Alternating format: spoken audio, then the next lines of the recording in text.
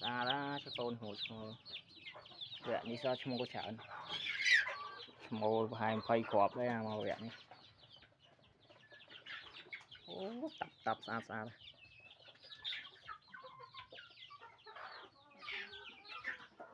Cắt ban màu vẹn đi sầu vánh nhau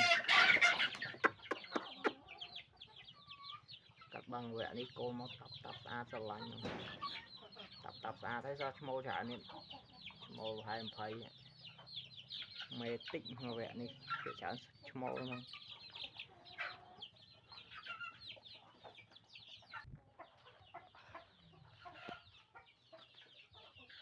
ba về ba qua mạnh